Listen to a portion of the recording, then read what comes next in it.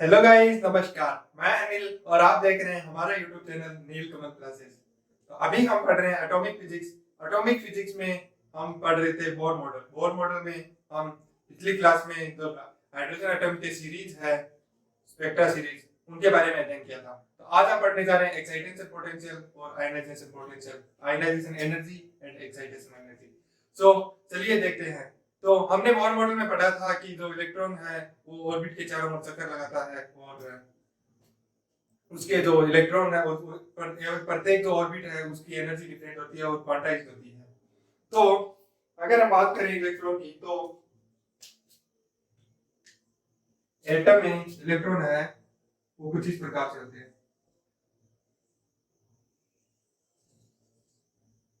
और जो इनके जो लेवल है उनकी जो एनर्जी डिफरेंट होती है। और पिछली क्लास में देखा था कि n = 4 1 2 3, तो इनके लिए एनर्जी है वो सबके लिए डिफरेंट होती है, क्वांटाइज होती है।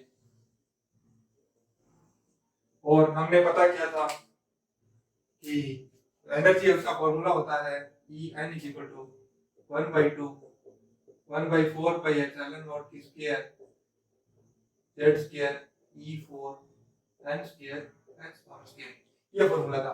इससे हमने सिंपलीफाई करके लिखा था 3.6 into z square by n square electron volt में ये एनर्जी होती है। तो अभी हम पढ़ना है एक्साइटेशन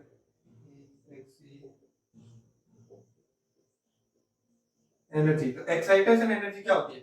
एक्साइटेशन एनर्जी वो होती है कि इसमें जो इलेक्ट्रॉन चक्कर लगाते हैं तो हम क्या करते हैं, अगर किसी इलेक्ट्रॉन को एनर्जी दे तो वो क्या होता है, एक्साइट होके किसी दूसरे ऑर्बिट में या उससे अपर लेवल के ऑर्बिट में या उससे ज्यादा जो एनर्जी होती है उस ऑर्बिट में शिफ्ट हो जाए।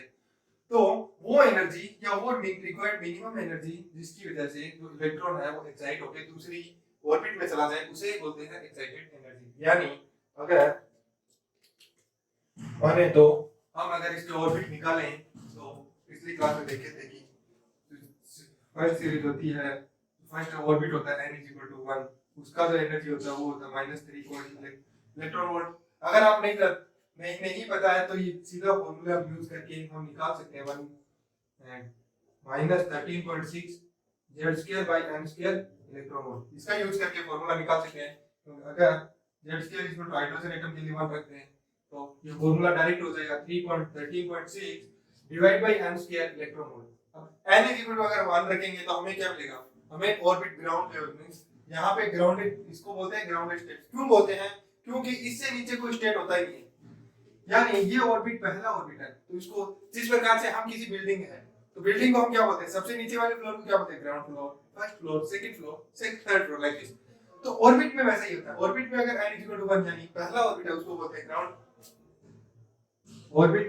और उसके बाद first excited state, second excited state, third excited state. तो n = 1 के लिए क्या हो गया, ये हो गया n = 4। n = 4 की यानी ग्राउंड स्टेट। उसके बाद फर्स्ट एक्साइटेड स्टेट यानी n = को क्या बोलेंगे, first excited state, second excited state, third, like this. So for 1 इसका एनर्जी हमने मिला था वो था 13.6। n = 2 के लिए हमें एनर्जी मिला था, कितना था, वो था 3.4 माइनस का इलेक्ट्रॉन वोल्ट। उसके बाद 1.51, ये थोड़ा नजदीक है ये इस प्रकार से। उसके बाद इसका मिला था और ये मिला था 0.85, लाइक इस प्रकार से। तो अगर हम n = 1 ऑर्बिट को इतना एनर्जी दे कि वो 2 में शिफ्ट हो जाए, 3 में शिफ्ट हो जाए, 4 में चला जाए, इतना एनर्जी दें कि वो एक दूसरे ऑर्बिट में चला जाए, तो उससे बोलते हैं, उस एनर्जी को बोलते हैं हम एक्साइटेड एनर्जी। यानी डेफिनेशन बोले तो किसी भी इलेक्ट्रॉन को एक्साइट करने के लिए, इतना एक्साइट करने के लिए कि वो मिनिमम रिक्वायर्ड एनर्जी जिससे वो कि दूसरे ऑर्बिट में चला जाए।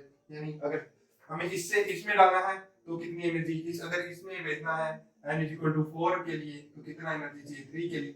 अगर n = 1 के लिए भेजना है कितना एनर्जी, तो उसे बोलते हैं एक्साइटेशन एनर्जी।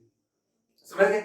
यानी एक ऑर्बिट से दूसरे ऑर्बिट में भेजने के लिए जो एनर्जी रिक्वायर्ड होती है उसे बोलते हैं एक्साइटेशन एनर्जी। और उसके लिए जो पोटेंशियल होता है, पोटेंशियल डिफरेंस, उसे बोलते हैं एक्साइटेशन पोटेंशियल। तो अगर आप इसका डेफिनेशन चाहते हैं तो मैं इसके लेक्चर के एंड में डेफिनेशन डाल देगा, जिससे आप नोट कर सकते हैं। तो अभी हमें समझ में आ गया एक्साइटेशन एनर्जी क्या होता है।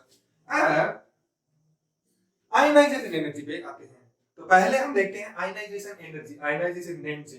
तो आयनाइजेशन नेम, अब हमें पता है कि जो वो एटम है वो इलेक्ट्रॉन से बना होता है, इलेक्ट्रॉन और न्यूट्रॉन से, न्यूट्रॉन यानी न्यूक्लियस से बना होता है। न्यूक्लियस में चार्ज होता है पॉजिटिव, इलेक्ट्रॉन में चार्ज होता है नेगेटिव। तो क्या होगा कि अगर हम किसी एटम को इतनी एनर्जी देते हैं कि इलेक्ट्रॉन है उसको वो अधिक एनर्जी होने के कारण इससे छोड़ के चला जाए, यानी अधिकतम एनर्जी देने की वजह से इलेक्ट्रॉन है वो इसे छोड़ के चला गया, यानी इस पे क्या हो जाएगा, अगर इलेक्ट्रॉन रहता है तो ये चार्ज, इसका चार्ज हमने क्या होता है, जीरो जीरो जीरो चार्ज होता है, रिजेक्टेड होता है, यानी न्यूट्रल होता है।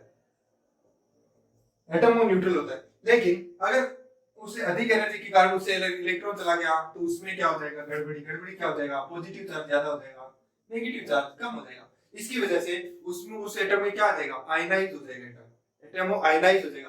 तो आयनाइजेशन एनर्जी क्या होती है, आयनाइजेशन एनर्जी वो होती है जो रिक्वायर्ड, मिनिमम रिक्वायर्ड एनर्जी जिसकी वजह से एटम है वो आयनाइज हो जाए, यानी तो इलेक्ट्रॉन है वो यहां से nth लेवल तक चला जाए, यानी जो उसका एरिया है इसका एटम का उसे उससे बाहर चला जाए, उसे बोलते हैं आयनाइजेशन एनर्जी। और तो फिर आयनाइजेशन पोटेंशियल, तो उस पर जो पोटेंशियल अप्लाई होता है उसे बोलते हैं आयनाइजेशन पोटेंशियल।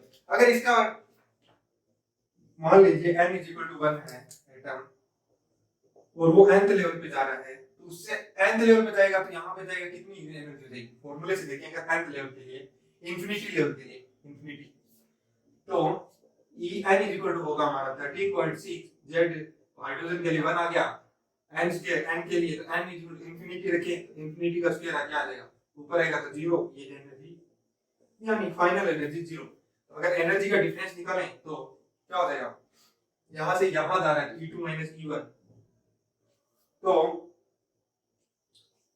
ये हो जाएगा E2 क्या 0 माइनस 13.6 इलेक्ट्रॉन वोल्ट, तो ये हमारा हो गया 13.6 इलेक्ट्रॉन वोल्ट। क्या ये आयनाइजेशन एनर्जी। अगर हम इसका देखें आयनाइजेशन पोटेंशियल, तो इसका आयनाइजेशन पोटेंशियल के लिए क्या होगा, आयनाइजेशन पोटेंशियल इसका हो जाएगा, वो उसका वैल्यू आएगा 13.6 वोल्ट, ये होगा आयनाइजेशन पोटेंशियल।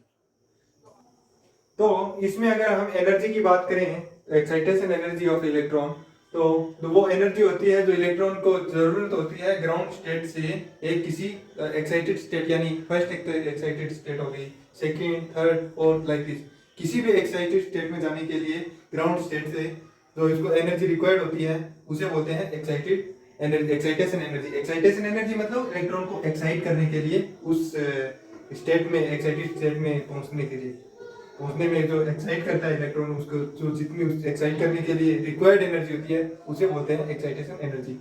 इसी प्रकार एक्साइटेशन पोटेंशियल क्या होता है, एक्साइटेशन पोटेंशियल वो होता है जो रिक्वायर्ड होता है किसी एनर्जी को, potential which gives sufficient energy to excite the target atom by rising one of the electron from inner to outer orbit.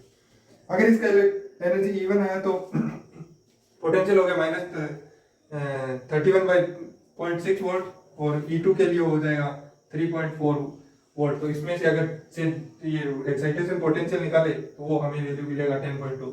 इसी प्रकार एनर्जी के लिए जो एक्साइटेशन एनर्जी थी उसके लिए अगर ग्राउंड स्टेट इक्वल टू हमारा ऑर्बिट नंबर होता है 1, और फर्स्ट एक्साइटेड स्टेट में इलेक्ट्रॉन जा रहा है तो ऑर्बिट नंबर हो गया 2, क्योंकि फर्स्ट एक्साइटेड स्टेट कौन सी होती है, n = 2 होती है। तो उसके लिए फॉर्मूला होता है एनर्जी का, वो होता है -13.6। ये फॉर्मूला हम वहां से मिला है, हमने एनर्जी इक्वल टू, हमने फॉर्मूला था 1/2 1/4 पाई एप्सिलॉन नॉट की square m z² E4 by n square h bar square. ये था। इसमें से हम क्या करते हैं, z² और n स्क्वायर को साइड में लेते हैं, हम इनका सबका वैल्यू अगर पुट कर देते हैं, यहाँ पे माइनस रहता है, यहाँ पुट कर देते हैं तो हमें इसका वैल्यू मिलता है -13.6 इलेक्ट्रॉन वोल्ट। तो ये फॉर्मूला हमने यूज करके इसका एनर्जी फाइंड आउट की। तो इसमें इवन एनर्जी क्या आएगी, जेड का वैल्यू हाइड्रोजन के लिए क्या होता है 1 एटॉमिक नंबर, तो ये हो गया 1, और n = 1, ऑर्बिट नंबर 1 यूज कर रहे हैं तो यहाँ पे तो पूरा हो गया 1, तो सेम आ जाएगा 13.641। सेकंड के लिए डिवाइड बाय 4 करेंगे तो हमें मिलता है 3.4। तो इस प्रकार से हम जो एक्साइटेशन एनर्जी है वो पता कर सकते हैं। इसी प्रकार अगर हम आयनाइजेशन एनर्जी की बात करें तो आयनाइजेशन एनर्जी क्या होती है? आयनाइजेशन एनर्जी होती है the amount of energy required to remove an electron from an isolated atom और the energy required to knock out the electron from the atom. यानी एटम को बाहर निकालने या फिर बाहर खींचने के लिए जो जितनी एनर्जी रिक्वायर्ड होती है, मिनिमम एनर्जी, उसे बोलते हैं आयनाइजेशन एनर्जी। तो अगर यहाँ पे n इक्वल टू 1 है और तो उसका एनर्जी हो जाएगा minus 13.2 electron volt, 13.6 electron volt. ये हमने पहले जब एक्साइटेशन पोटेंशियल के टाइम देखे थे। इसी प्रकार अगर nth लेवल की एनर्जी देखें तो nth लेवल के लिए मान लेते हैं n is equal to infinity है। तो अगर इनफाइनाइट लें तो यहाँ पे हाइड्रोजन के लिए हो गया 1 और यहाँ पे हो जाएगा इनफाइनाइट की स्क्वायर यानी बहुत बड़ा। तो इसका डिवाइडिंग में है इनफाइनाइट, तो ये ऊपर जाएगा यानी 0 हो गया। तो इसका वैल्यू आएगा nth इनफाइनाइट लेवल पे एनर्जी का वैल्यू आएगा 0। तो टोटल डिफरेंस निकाले उनका तो जो मिलेगा क्या 0 माइनस 13.6, तो ये मिल गया 13 इलेक्ट्रॉन वोल्ट। इसी प्रकार अगर हम आयनाइजेशन पोटेंशियल की बात करें तो आयनाइजेशन पोटेंशियल इसका हो गया 0 और इस पे हो जाएगा 13.6। तो इसमें से अगर माइनस करें दोनों का तो आएगा 13 ये माइनस का 13.6 था तो इससे माइनस किए तो वोल्टेज का आ गया, वोल्टेज जो आएगा 13.6। तो इस प्रकार से हम जो आयनाइजेशन एनर्जी और आयनाइजेशन पोटेंशियल निकाल सकते हैं। तो आज हम पढ़े आयनाइजेशन एनर्जी और आयनाइजेशन पोटेंशियल के बारे में। तो अगर आपको किसी भी प्रकार का कोई हमारे लेक्चर्स में समझने में दिक्कत आती है, टॉपिक समझना क्या कोई आप हमें टॉपिक पढ़ाने के रिकमेंड करना चाहते हैं, सजेस्ट करना चाहते हैं, तो आप हमें कमेंट में दे सकते हैं और आप बता सकते हैं कि आपको हमारा चैप्टर पढ़ाने का तरीका वो किस प्रकार से पसंद आया नहीं है, ये आप अपने कमेंट में बता सकते हैं। और अगर आप नेक्स्ट वीडियो पे डायरेक्ट मूव करना चाहते हैं तो उसका भी लिंक है जो डिस्क्रिप्शन में दिया गया है, उससे आप जाके हमारे नेक्स्ट लेक्चर को डायरेक्ट देख सकते हैं। तो इसी प्रकार मिलेंगे नेक्स्ट वीडियो में। तो नेक्स्ट वीडियो में हम पढ़ेंगे कि वो सोमरफेल्ड मॉडल है, एटॉमिक सोमरफेल्ड, उसके बारे में डिस्कस करेंगे। तो मिलते हैं नेक्स्ट वीडियो में, तब तक के लिए धन्यवाद, नमस्कार।